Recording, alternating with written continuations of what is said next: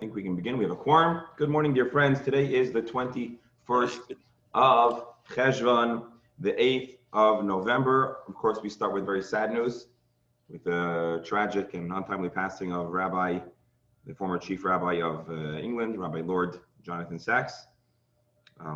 Big loss for Klal Yisrael. One of the greatest sources of honor, I would say, for Yiddishkeit, for Hashem and Jewish thought in this day. He's certainly one of the very, very top leaders of world Jewry, and terrible, terrible loss. His works are vast and his impact will resonate, and we'll dedicate today's learning Lili Nishmasai. Let me just see if you have to pull up the name that we're mentioning. To get his father's name. Hold on one second. Does anyone have it? Here, I'll tell you in a second.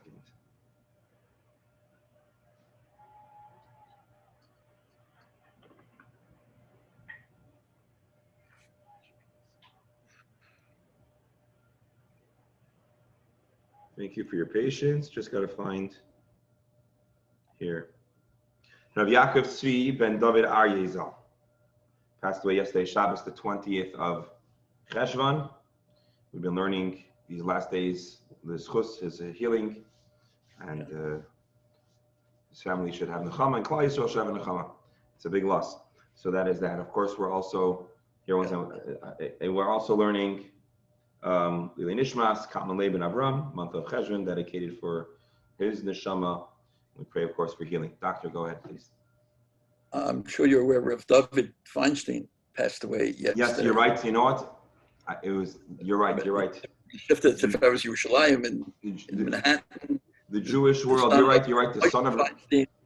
You're right. You see, also a Gadol Adar. A real Gadol Adar.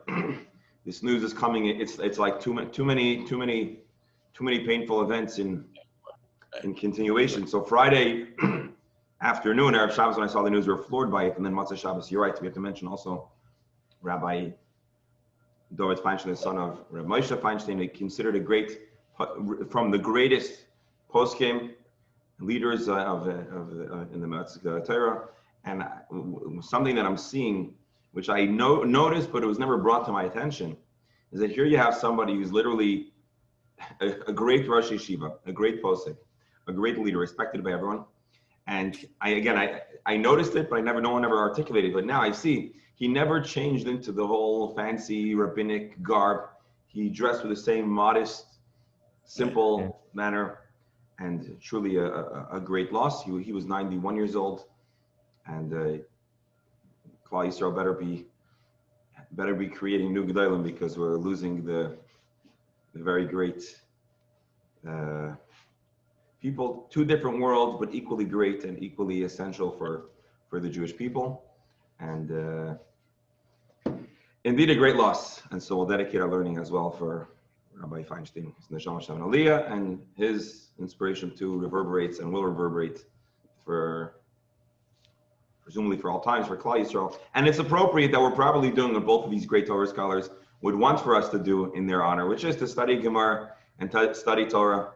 And so I think, as the Jewish people do, tragedy hits, but we channel those feelings and emotions in doing what our people do, which is to increase in art and light and Torah. And so we're certainly doing the right thing in the right time. Of course, because this is a recording and someone might be listening to this in the future, we should also note that South Florida, where most of us are located, is currently anticipating some pretty rough weather. We're in a tropical storm watch or warning. I don't think we're going to get overly beaten, but certainly a messy weather-wise next day or two. And for Rav Noach, I think this is his first of the Florida weather, so we welcome you to technically second, but enjoy. I'll tell you what. November, I don't think any of us have had a storm of this type in November, so we're all on to something new. All right, I'm going to mute everyone, but of course, a reminder to please unmute yourself should you have any questions or comments. I do this namely because of some of the feedback and background noise. Now let us start. Before we start, we're going to start we're going to start taking a peek at a Beit Yosef. Hey, hold on.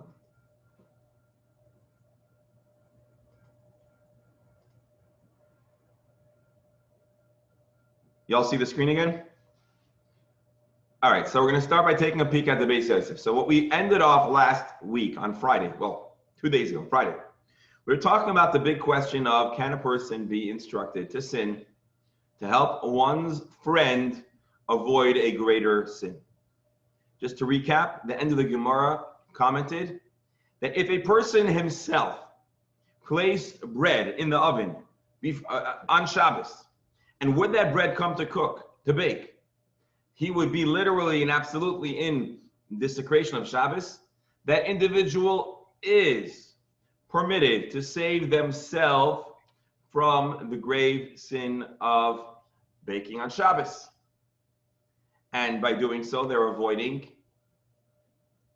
potentially having to bring a carbon, or potentially the need to be litigated, or at least be there a litigation about even skila in a certain time in a certain place. Again, odds highly unlikely, but technically desecration of Shabbos under the right conditions or the wrong conditions, one could be culpable of capital punishment. But we opened up a can of worms in the broader question of, can you sin to help another person sin? Typically, we do not say that one can sin to allow another person to sin. On average, there is not a license. Again, I'm overgeneralizing because we're going to go look in the Beit Yosef, we're going to see some exceptions. But as a general rule, there is no license to sin. A greater sin, a lesser sin, as Dr. Pasternak and others pointed out on Friday, there is no license to sin. And even if your friend is doing something wrong, two wrongs don't make a right, as they say. So here's the Beit Yosef. And what is the Beit Yosef? The Beit Yosef is the first, not the first, but an earlier work of Rabbi Yosef Karo, the author of the Code of Jewish Law, the Shulchan Aruch. Before he created his own Code of Jewish Law, he created a work that was a commentary on the Torah, which was a text that preceded the Shulchan Aruch. Also, the laws organized by subjects, but not quite as conclusive as the Shulchan Aruch. And he created a lengthy work called the Beit Yosef. And by the way, if you ever want to get a well-rounded knowledge, insight, education on any given subject, well, the odds are the Beit Yosef is going to bring it down for you. So if we're talking about any specific halacha, he'll bring a whole bunch of different cases and positions, and that's why the Beit Yosef is always fantastic, a fantastic resource if you have the time to dig through to uncover many interesting things. And so here, the Beit Yosef organizes a series of interesting questions along the lines. I referenced it on Friday, but let's take a peek inside and then we can jump into the Gemara. Nishal Rashba. The Rashba was asked, a question was brought to him on Shabbos. He got a notification. The daughter was forcibly removed from the home al yidei Yisrael Mumar, by a Jewish convert who converted out of Judaism, ostensibly to Christianity, and she is also being forced out of the home and being schlepped to convert.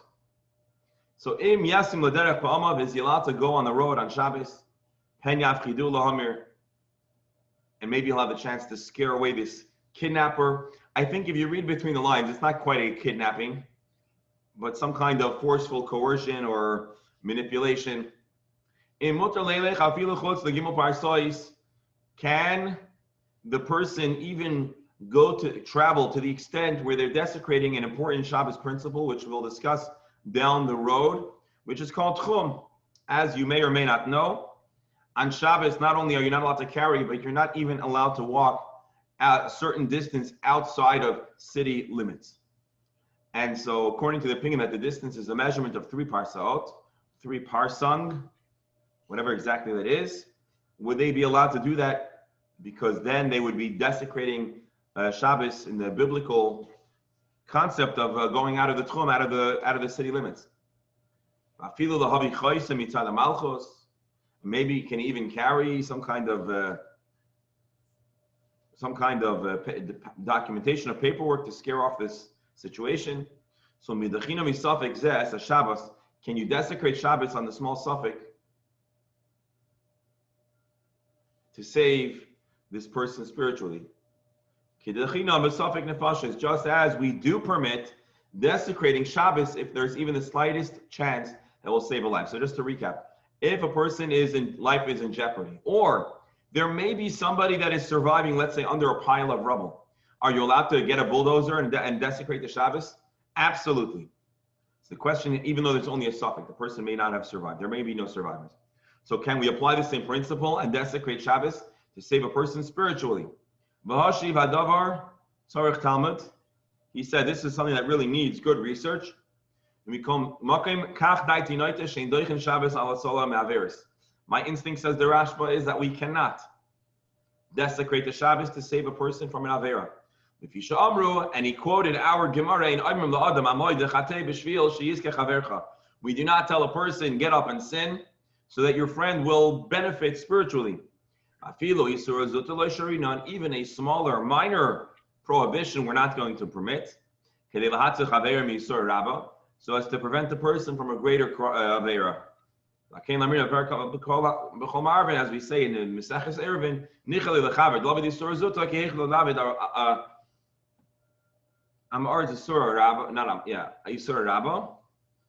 and even though there is one scenario where we permit a person to do a small issue, a small problem, to save their friend from a big Isser, that's only done only if the person who's trying to undo it is the one who inadvertently caused their friend to sin. So the one scenario where you may be given a little more license to sin, to save your friend, is if you are the one that actually caused your friend to mess up. If you set your friend up to sin, well, now you're a little bit more of a party to that mistake. Well, then the Gemara in Eruvin indicates that you may have a license to do something minor to help them uncover or recover or undo what they've done. But otherwise, typically, a person is not permitted to sin to prevent somebody else from sinning. All of this was written by the Rashba. Now, I want you to imagine, the Rashba, if I'm not mistaken, lived 1300s, a time that was turbulent in general. And so this wasn't just a hypothetical or theoretic question. This was a real live question that was brought to him. Interesting to ponder, to consider. And he's writing all this. And he basically ends up saying, again, he reasserts that this really needs some research. However, Tosfos in our Masechta initially quotes the Rashba, and then they challenge the Rashba's words. And they say, and again, this is a Tosfos we didn't learn inside, but it's on our Gemara. There's a Mishnah that says that if a person has a slave in the time that slavery was permitted, and there were two owners, and one owner freed their slave from the share of their ownership, and thus the person is half a free, but still half a slave, the second owner is forced to free him. Even though there is a biblical prohibition of just freeing a slave, the Gemara over there says, no, that's a unique circumstance. Alternatively,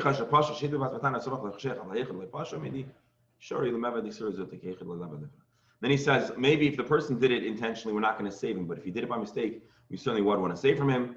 Long story short, is it's entirely not clear. There are opinions that say you can desecrate the Shabbos. There are opinions that say you can't desecrate the Shabbos. And there are many nuances in this issue, in this question. And then one more point, and then we'll move on to our new Gemara. There's elsewhere in the Gemara a discussion about sometimes you're allowed to do something wrong for a mitzvah rabbah, a very, very great big mitzvah. For example, saving a person who would otherwise convert out. And so it is possible that based on this idea that for a grave mitzvah, you could desecrate the Shabbos, then perhaps, unlikely, you could do a malacha to save this person from a greater sin from converting out.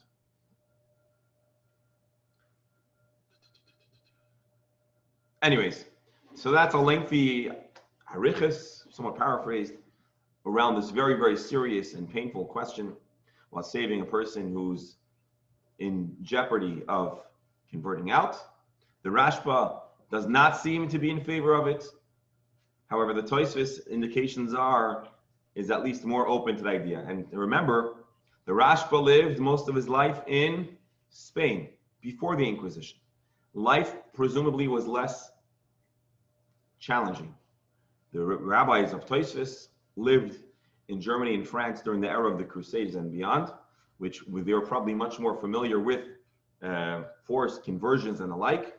And I wonder if, and again, I think this is a common occurrence, you may have noticed this when we were learning Meseches Avodah Zarah, and I have to be careful because this is recorded, but I believe that we can kind of get a sense that the Balei Tosfos in general were more familiar and intimately aware and dealing with these kind of issues.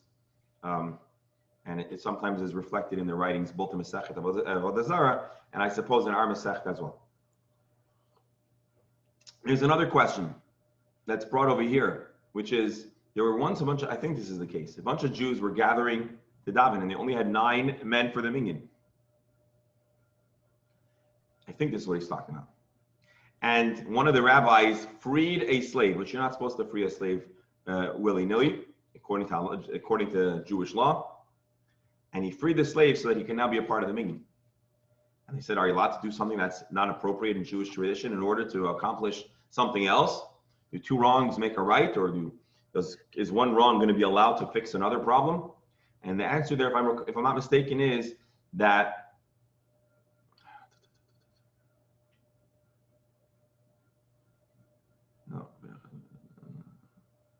I'm sorry, I'm telling you wrong. Whatever the story was over there, there was a license to do a small isser to prevent a greater isser. It had to do with eating prohibited food. Oh, it's the same case as before. Because the person basically fed their friend something that was technically problematic. And so he was allowed to fix the food. Again, we're talking about issues of Trumas and Maasros. Even though ideally you don't do it on Shabbos, he was allowed to fix it to avoid his friend from committing a sin. I think that's something to that effect. But in our case, in our Gemara, where one person put bread in the oven, you didn't force him, you didn't trick him, so we're not going to give you a license per se to save them from that sin. Yes? This is a Kavana question. Yes. Does it matter if the person who's going to commit an Avera, even a mitzvah, that's another issue which I get to, but commit an Avera, cares about it? You know, it's a brilliant question. That's a really important question. I don't really know the answer. What I will say is the understanding here in general from our discussion is that the person does care. But, I understand. I would assume the person does care. So you're asking if, suppose there is a license to do something that's typically not acceptable in Jewish tradition. Right. But it's permissible to help a person escape a sin. Well, what if that person could care less? Right. So that's a very interesting question. Because on one hand, the magnitude of impropriety and sin in Judaism is true regardless of how serious a person takes it. But on the flip side, if the person is just going to keep on doing it, so then you're essentially getting yourself into a bottomless pit of, and so it's a very good question. I don't know the answer. All I can tell you is that it's certainly from our case, it's clear to me from our discussion here that the scenario is either the person actually cares, or even if the person doesn't care, there is the potential of them encountering punishment that even if they don't care, they'll care when they get those punishments. Because in the time of the Sanhedrin, a person that would receive lashes would certainly care about those lashes and worse. Or if a person is going to be compelled to bring an offering, there's going to be a high monetary cost. So all of the cases we're discussing in their theoretic origin are scenarios where the person either does or will care. So you're asking a question, which is a very good one. A person that is classified as a mumar, a person who is known to have rejected Jewish tradition. So is there a license to now allow him to drag everybody down with him, if you will, trying to clean up his mess every time? And I don't know the answer. I wouldn't be surprised if the answer was no, but I just don't know enough to tell you with finality. But this is related, the other side of it, which you mentioned a few days ago, and you don't want to get into it, I understand, was initiating someone perhaps to commit an Avera because of the ability to then participate in a mitzvah, which has to do with inviting people to your home for Shabbos dinner, Right. Knowing that they're not going to be walking there or whatever. So I'm just, it's all connected to me in my mind in terms of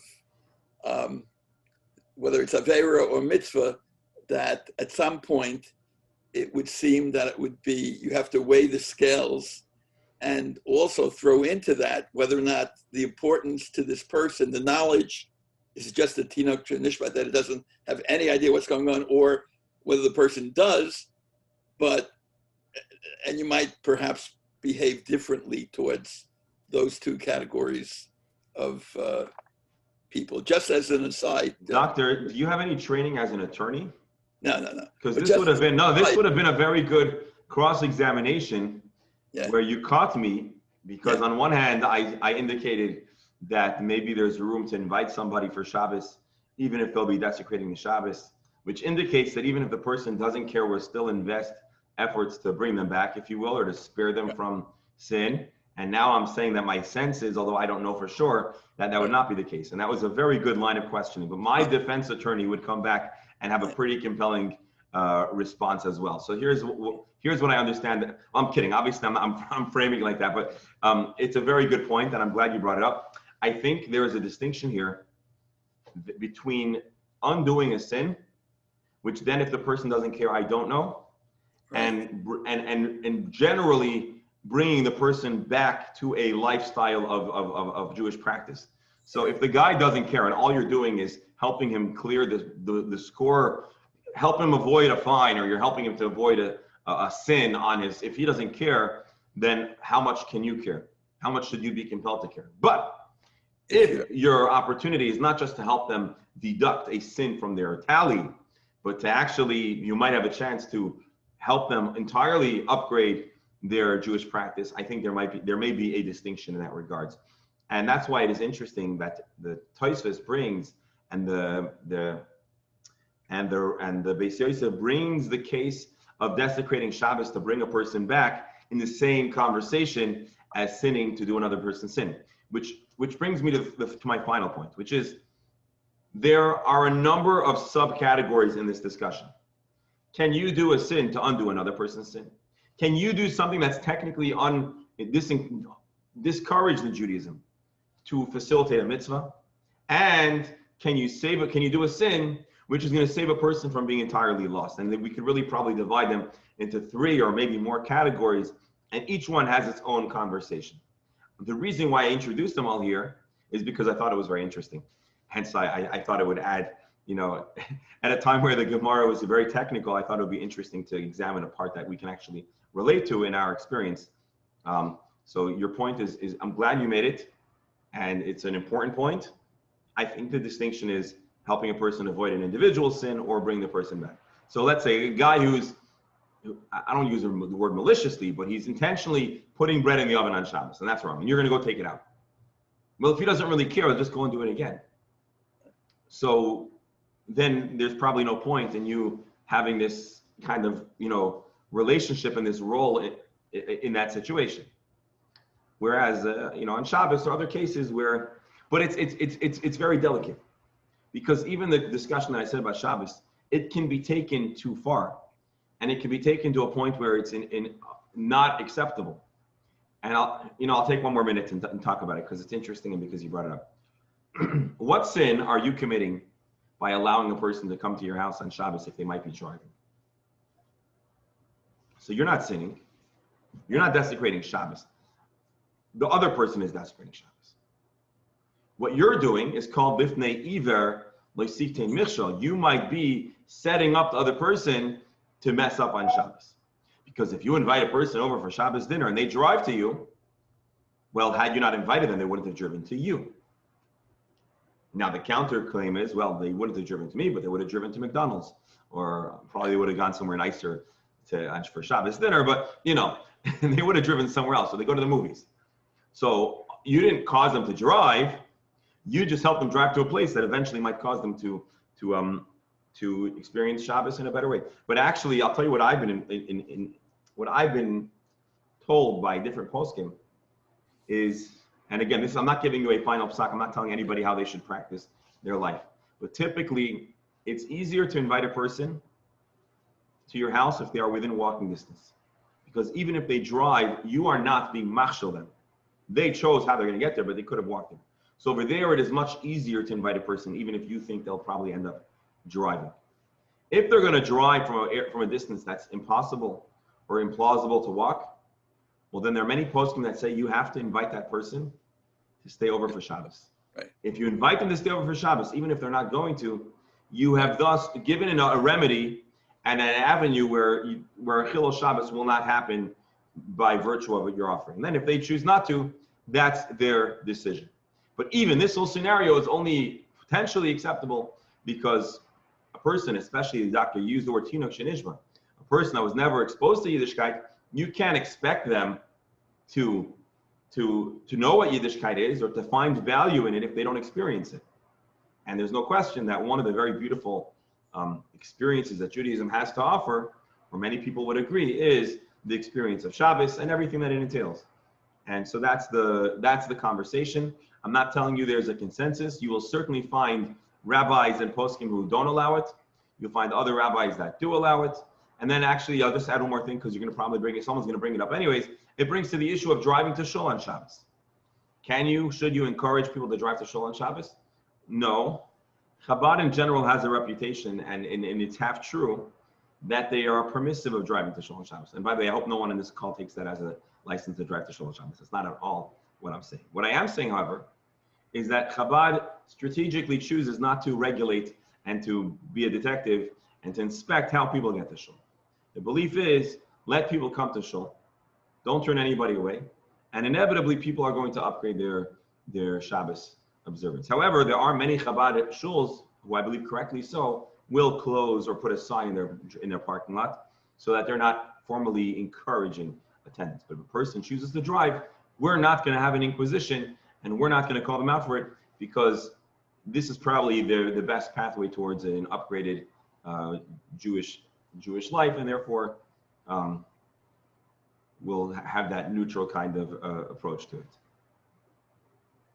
And that I suppose is our lengthy conclusion to the conversation and the learning that we did on Friday about sinning to assist, to facilitate, to encourage someone else, to assist somebody else in their spiritual well-being.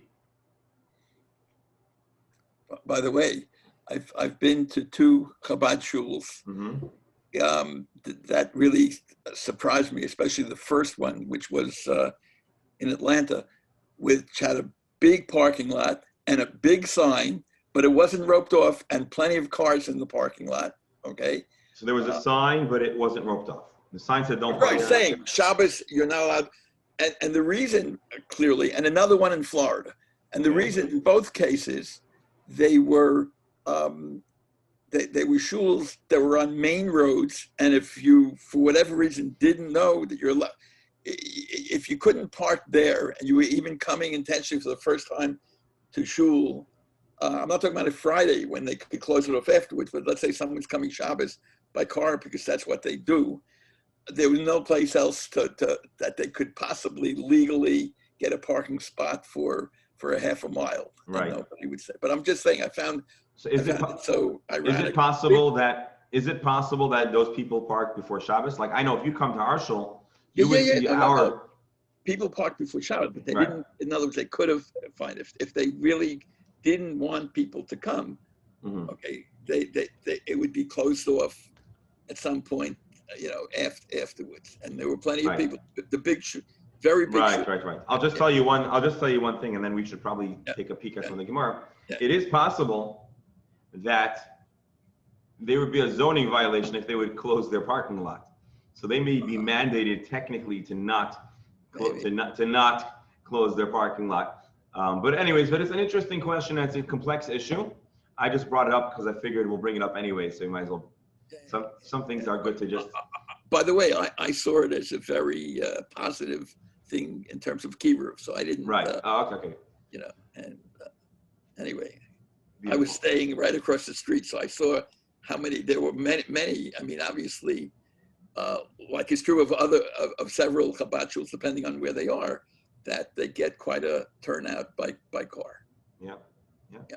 And I'll tell you, I think I'd say probably most people who have the privilege of calling themselves Bali Teshuvah, or they have the privilege of having gone through some kind of growth in their Jewish life, I'm fairly certain most of them in their Genesis were probably less observant of the Shabbos, and many of them may have actually been first exposed or had their first encounter while driving a car on Shabbos. Right. And so there's, living testament to the value of considering that issue very thoroughly before making any kind of, strong.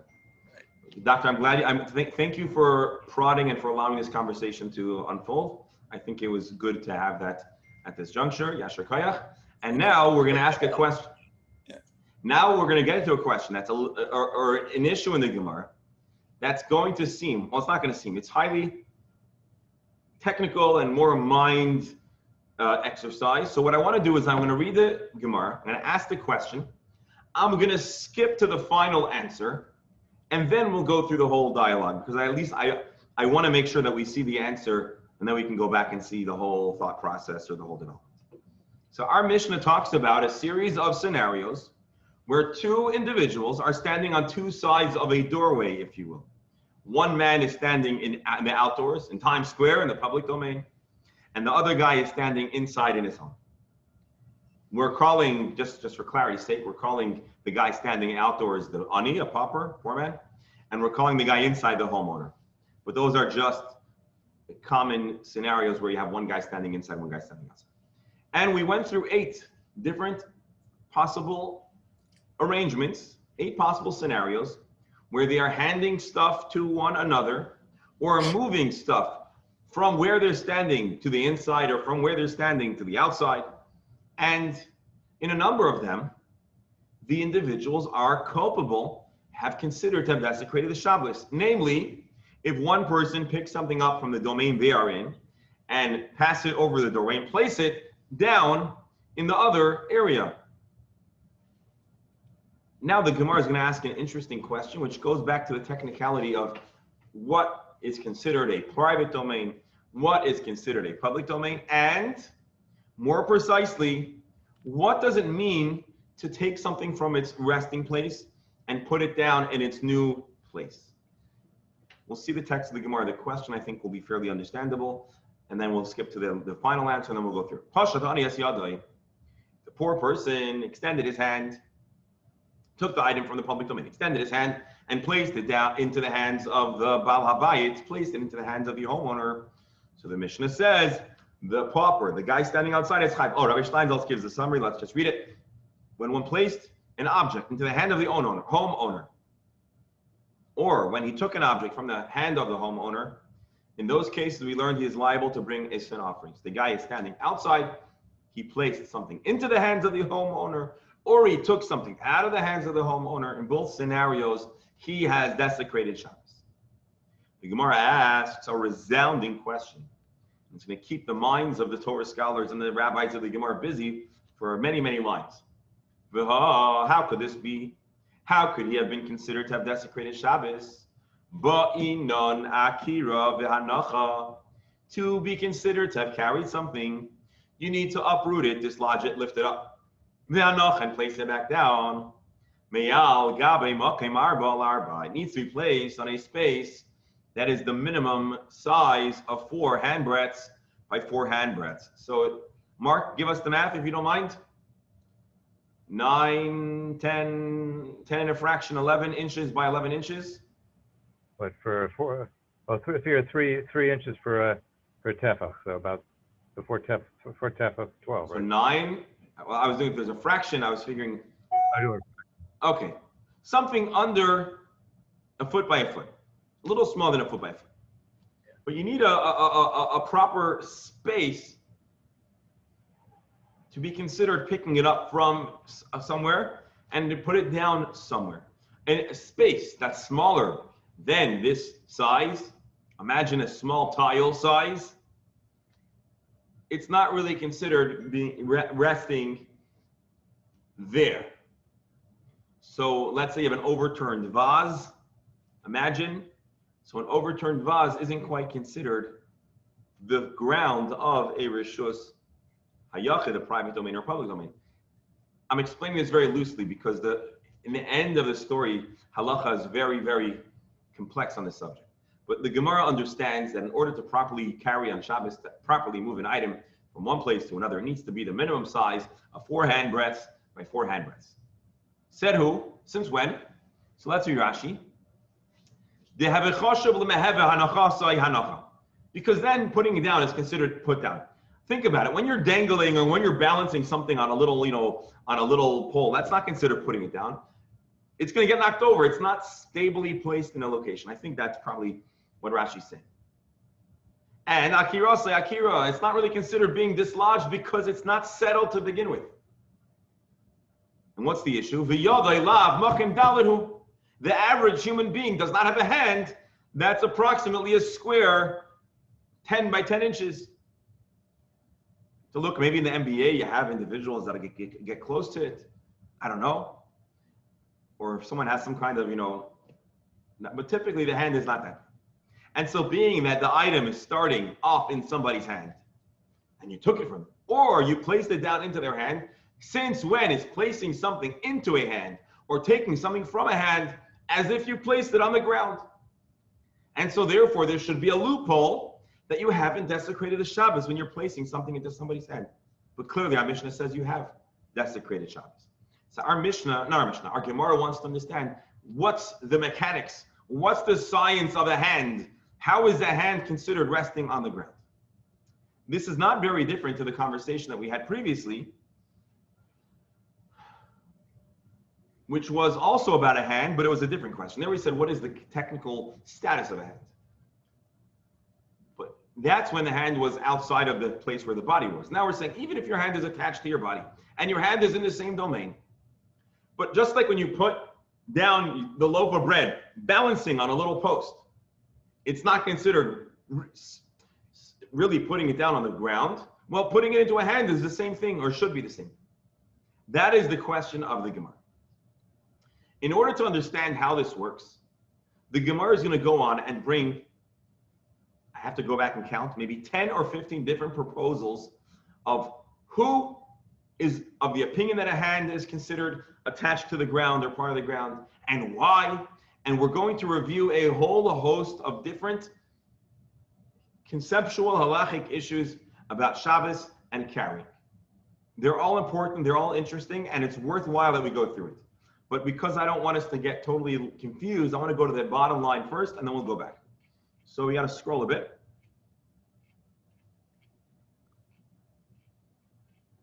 But we'll get to the answer.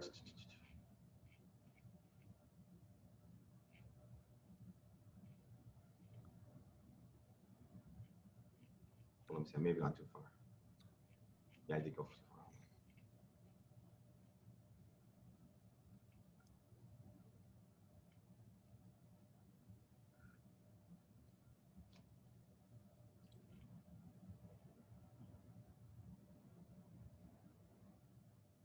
Here we go. Here's the answer.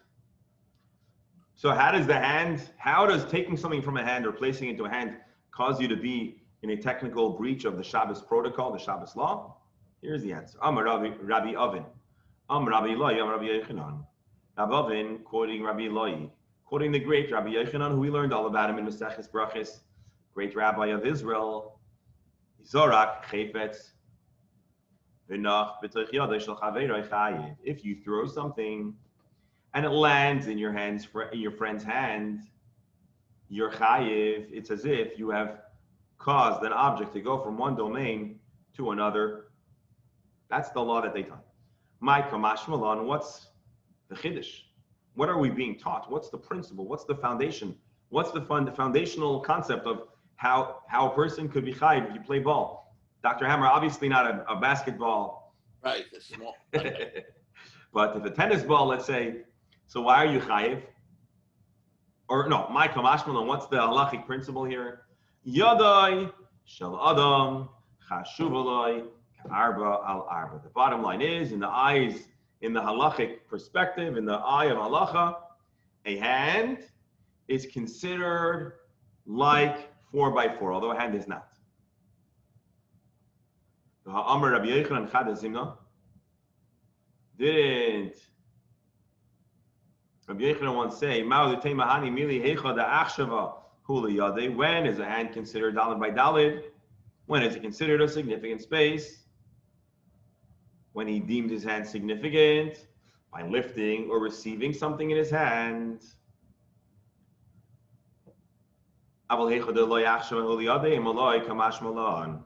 This teaches us that a hand is always considered 4x4, and if something lands in a hand or takes off from a hand, it's as if you picked it up from a secure, steady, stable, grounded space. So asked and answered. A hand is indeed smaller than a 4x4, but in the eye of halacha, it is yet considered like 4x4. Before we take a look at Rashi, and we take a look at some other commentaries, to understand why a hand should be considered 4x4, although it certainly is not, I'm wondering if anybody here would like to share a theory, a suggestion of why a hand might be considered larger than its measurable size. Why is the hand considered chashav, a place for something to rest? Any theories? All right, I'll tell you what I'm thinking, and then we'll take a look at the commentaries. Why do you need a significant space to place something down, for it to be considered resting on the ground? So the way I explained it, and I think this truth is, it's about security. If it's balancing on a pedestal, or it's balancing on a little post, it is not stable, it's not secure, it's so easy to fall off.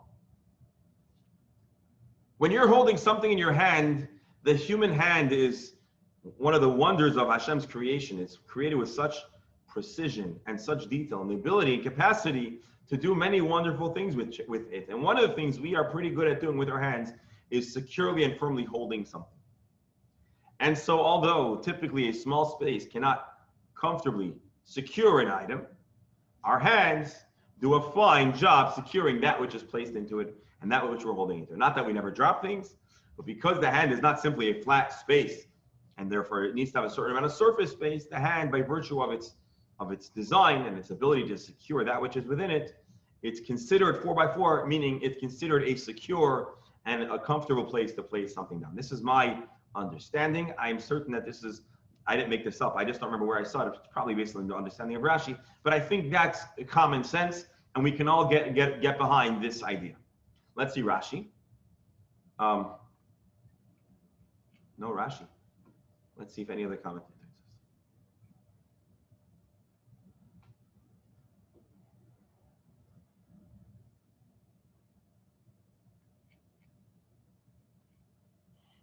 All right, I don't see anyone saying it, but I really think this is Pashit Pshat. This is the sense. So sometimes we start off with like rules that we think are like a chok. You know what a chok is in the mitzvot? There's like a law that has no rational basis. So we think, oh, this daled by daled is this like irrational principle. But now we uncover the possibility that's not an irrational principle. This is actually a very fundamental principle. It makes a lot of sense. For something to be considered placed in a space, it needs to be securely located there. And daled by daled is one way of making it secure, but placing it in a hand is another way that you can be very confident it's been placed, it's been passed on, it's there. That is my understanding, and this is the question of the Gemara. This is the answer of the Gemara. To get to this answer, many, many, many lines of ink are, I don't want to say spilled, are dedicated to a lengthy, robust conversation. And if you ask me, the purpose of the Gemara is not always just to get to the final answer. It's to train our minds how to think, and it's to give us a very wide exposure to different Jewish Talmudic principles, which will come to good use in the future. Yes, Doctor? I know this is way out, but is it possible to speculate that he's talking about two hands?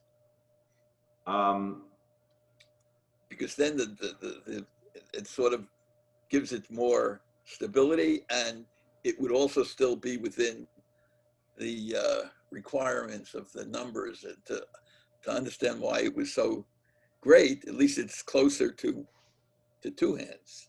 So I suppose I understand why we would prefer to say that. I haven't seen any indication yet that it's dafka two hands. Okay. I suppose Probably the idea is whatever amount of hands are necessary to secure an item. To secure a cup, you don't need 2 hands. But To secure a football, a soup bowl or a soup. to steady pot of soup, you need 2 hands. To hold a football, how many hands do you need to hold a football? 1. 1. To catch a football, depends how it's coming at you. 1, it depends. All you need is 1. You're Lawrence Taylor, it depends. Yeah. Okay. So that's like the skeleton. This is the idea of our question. Now let's go back and see. Let's see what we can uncover over here. Let's see what we can learn over here. We have 10 more minutes. Let's go through and see what we got. Again, I'm telling you up front, this is definitely, we can definitely classify this as the mental gymnastics that Talmud is famous for allowing us to experience. All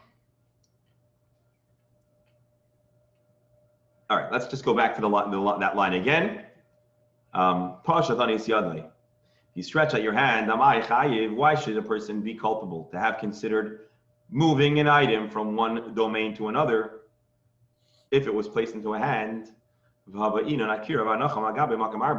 know that in order to be considered picking up, in order to be considered placing down, it has to be resting securely on 4x4. Again, I added that because now we have that information. But at this point, it sounds almost like it's a chok. We don't know why, but that's the rule.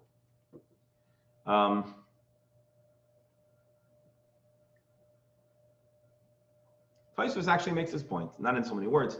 Amar Rabbeinu Tam, where do we get 4x4? The ein regilas laniach hachefetz b'pachas midalin. You wouldn't typically put something delicate that you cared about on a space that's less than $1. We can assume that was the case in the Mishkan as well, that when they placed things down, they either placed it on the ground, where it was firmly secured, or it was placed on it. Think about how we do things. We'll put something on a table that has a large amount of space. The smaller the table, the more you'll think twice about placing something down. I'll actually take a step further. Our shul, for those that haven't been in the shul since COVID, we bought these little itty bitty tables. Let me show you just so you can see.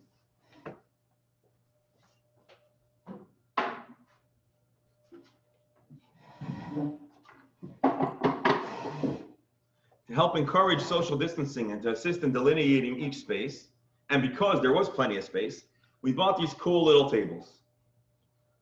We have like 30 of them. We're going to have to buy some more, Mitzvah Hashem, when COVID is over and we have more people and more space.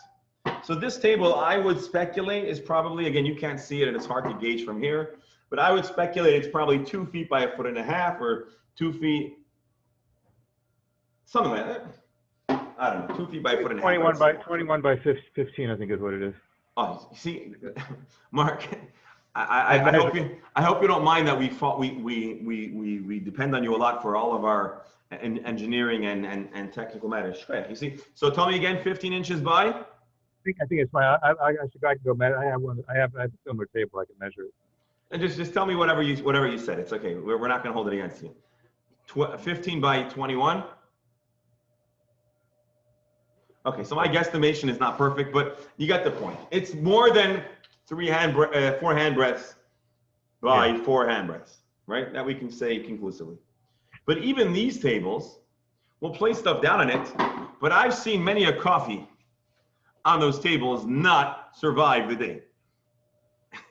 Because, of course, it's a safe space, relatively speaking, but obviously the wider the surface space, the greater the confidence in the viability of the item. And I think that's what Tosfos is saying, and I think that's the ultimate answer he gave about in the end of our Gemara. We're in the presence of educational greatness. I just have to chime in and say that was a pedagogic martial arts phenomenon that you just executed, Rabbi. Yasher Koyach for that. Thank you. You don't typically place an item on a space that's less than 4 hand breadths by 4 hand breadths. We could assume that was the case in the Mishkan as well. Again, that we're talking about precious items, important items, and they were going to be placed down securely, either on a wider surface space or on the floor. But another way that we might know that you have to have 4 by 4 hand breadths Al yetze ish m'koymai mashma the koinami achefetz koimim koymai shel chefetz. The shinin be'erevin al yetze afal gab the pashtek. The hainu dal Amos m'kom mashma nam m'kom achefetz m'kom chashmachas. Okay, there's a verse in the Torah that says a man should not go out of his place on Shabbos. And that's the origin of the idea of tchum, that a person shouldn't leave his zone. Doesn't mean you can't leave your chair. It doesn't mean you can't leave your home. Although, by the way, those that are familiar with the Samaritans and maybe the Karaites as well, I think it's the Samaritans that were of the opinion that you literally had to stay in your house all day on Shabbos. Al yoytze ish m'koymai. You cannot leave your space. So there is a drasha, there is a limud, a way of analyzing the verse to say that as not only should a person not leave their space, but an item should also not leave mikoymai, its place. And then for some reason the Gemara over there expresses, you know what's considered a chashav, a space, a considerable amount of space for the purpose of whatever? 4 handbreadths by 4 handbreadths. So Tosfos is bothered. Where does the Gemara get this number 4 by 4? It's not a pasuk. Tosfos tells us, well, it's with logic. That's the kind of space you'll place something down. And then he brings the drush on the Gemara, where the Gemara also makes the point that a chashav place, significant space, is 4 by 4.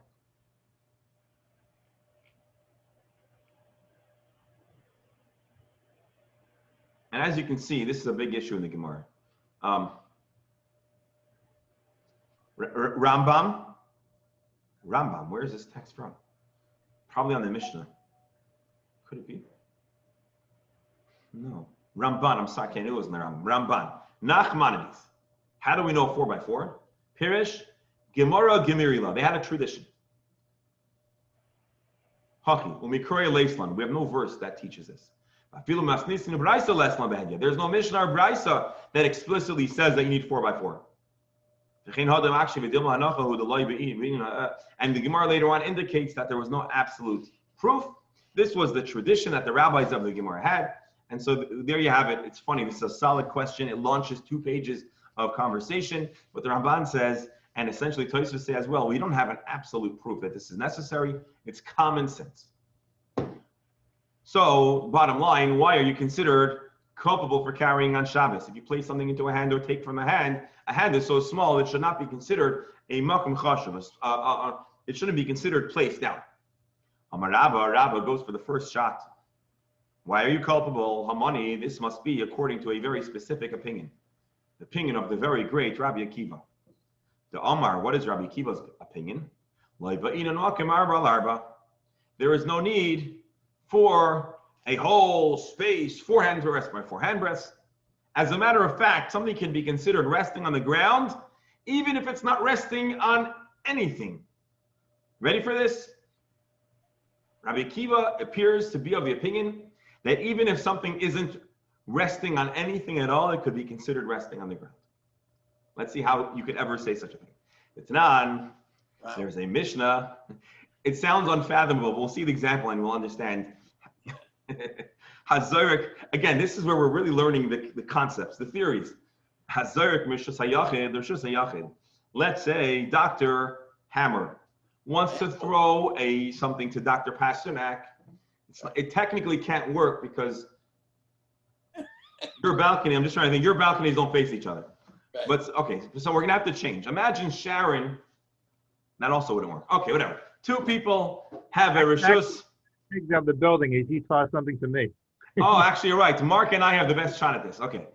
Imagine, okay, Mark and I have a building that's being demolished in between us. So temporarily, we are absolute neighbors.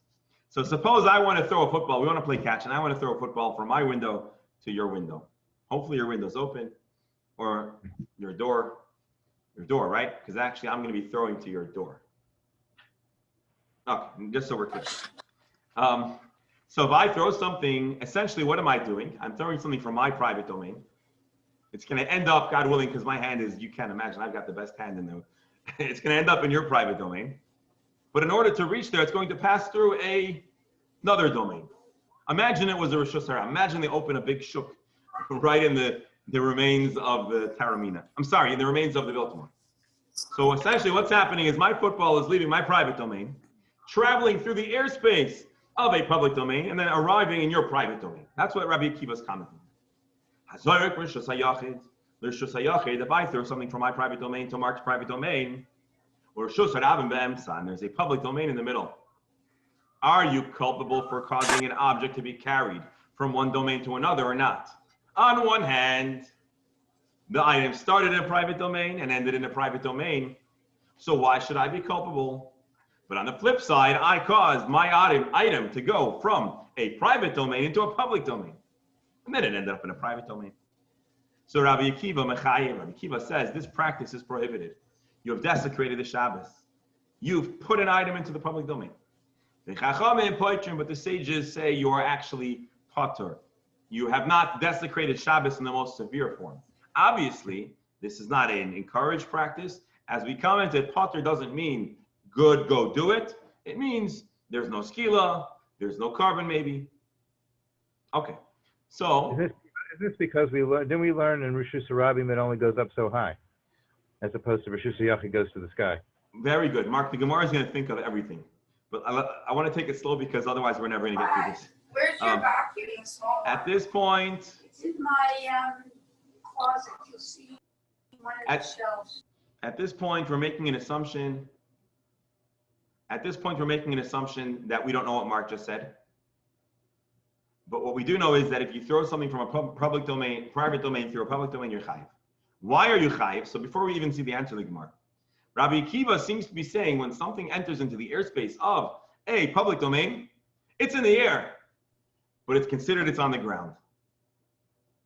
So that's what I meant when I said that Rabbi Akiva is of the belief that something could not be resting on anything. It's in the air, and it's considered on the ground. Now, I suppose there's a kind of way to throw a ball that it should like pause mid-air or something, but we're not talking about that. So let's see. Rabbi Akiva Savar, why does Rabbi Akiva say you're chayiv? What did you do wrong? It never rested on the ground. Amrinon, and here I would say pull out your highlighters. Kluta, this is a principle that's not necessarily always applied, but we'll see it again. Kiluta, something that is airborne or in the airspace. Kimi shehun chadami, it's as if it's on the ground. Kiluta, it's suspended in the air or floating through the air, flying through the air. Kimi shehun chadami, let's see Rabbi Steinsaltz. An object in airspace is considered at rest. Rashi, hachefetz hoyel v'niklat ba'avira shel rishus harabim. This item, being that it is being held or suspended in the rishus harabim, if it's on the ground. The big chiddush here is even though it actually never stopped, even though it's moving the whole time, we view it as if it's on the ground, and a rolling object on the ground would be considered that it's in the public domain. So this is how we understand our case right now.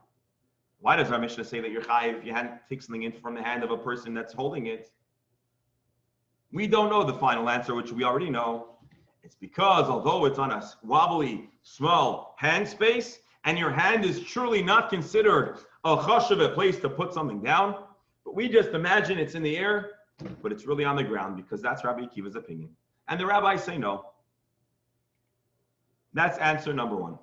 So according to this answer, this is not a universal Mishnah.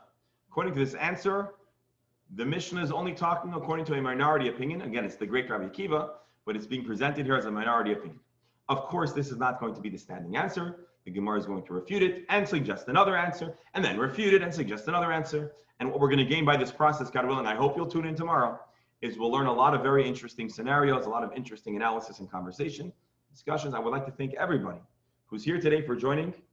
It's wonderful to have you all on board. I want to wish everyone a happy, healthy, uplifting, and dry day. Let's have only good news going forward. And Hashem should comfort the mourners, the families of Rabbi Feinstein and Rabbi Sachs, but also all of Klal Yisrael and all those who turn to them for guidance, inspiration, and Torah teachings. And we should only know of joy and simcha going forward. Have a wonderful day. Thank you all. In a moment, I'm going to hit end, and this class One other twist. Instead of throwing from one reshus to the other, what if you throw a boomerang, goes out to reshus Arabim and comes back in again? Are you tired? Very, very good question. I'm pretty sure we're going to touch upon that. And the reason why we're going to touch on all these highly hard to fathom scenarios, then, first of all, the theory many times is more applicable than we can imagine. So the case might sound crazy, but it's fathomable. And so it's possible that we will touch upon that.